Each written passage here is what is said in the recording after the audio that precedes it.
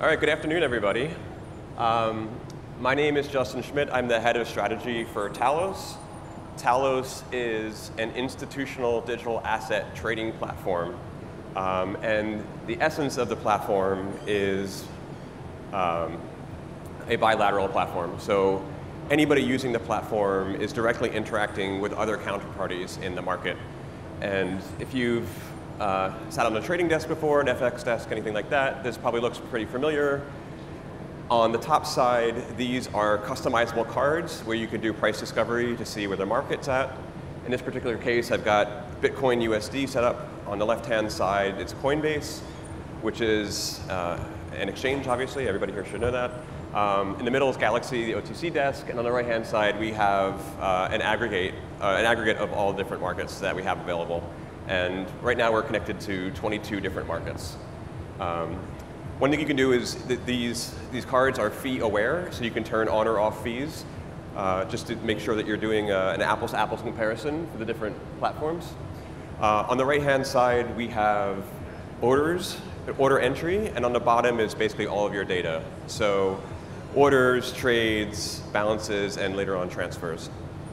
And we'll get into this a little bit, but I really want to show the simplest version of this is what we do for white labeling for some clients. And this is just a very simple interface that people can plug in to allow their clients to easily buy or sell Bitcoin. So all you would do here is say request a two-way quote for, say, 1 Bitcoin. You click request quote, and it'll go to all the different market venues and show you what the best bid and offer are for Bitcoin. You'll notice that this is spread by about, let's see, I think it's 25 basis points right now.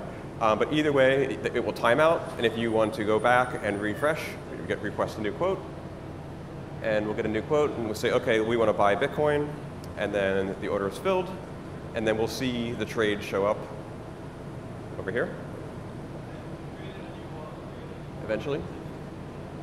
OK, let's check. Yeah, OK, the trade here showed up. So we bought 1 Bitcoin, and you can see that this was actually done against the actual market of B2C2. This was done at a price of 37,000, and the price you showed to the client was 37,959. So the P&L that the dealer would get for this trade, it would be around $900.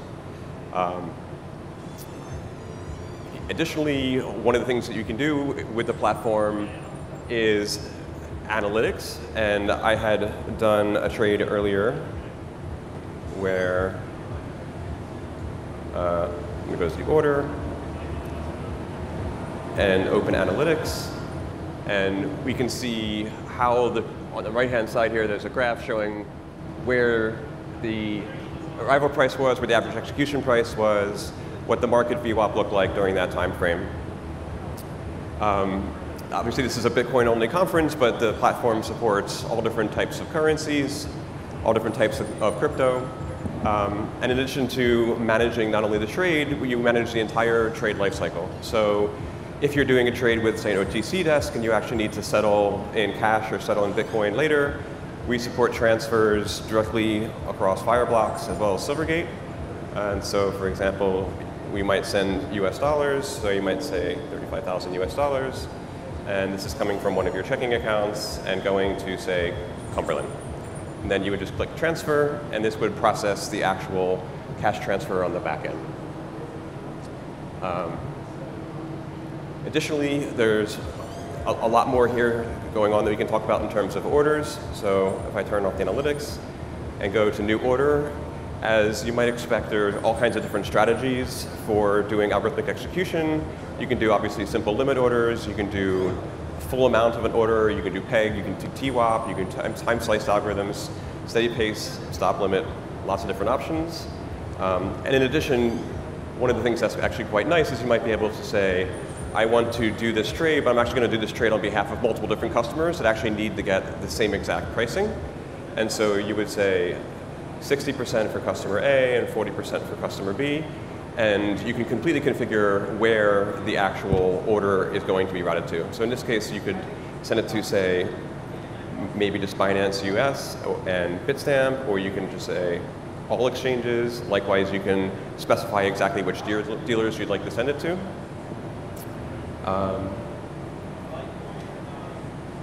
And then we need an actual price here. So let's say limit price up to $37.50. And then we'll do 5 minutes, and then we'll place the buy order. And then we will see this working in the market. As you can see, we're already starting to fill a little bit of Bitcoin. Yeah. And this is slowly processing, and as we look down in our trades down here, you can see that these trades are filling in, and they're working in little bits and pieces. So obviously 5 Bitcoin is not an enormous offer, or sorry, enormous size for a trade, but what the system is doing is going in and breaking the order into little bits and pieces, breaking it across different exchanges, as well as breaking it across time in this case. And yeah, you can see it's still working. This particular order, we said let it run for 5 minutes, so it's got another 4 minutes, 11 seconds working.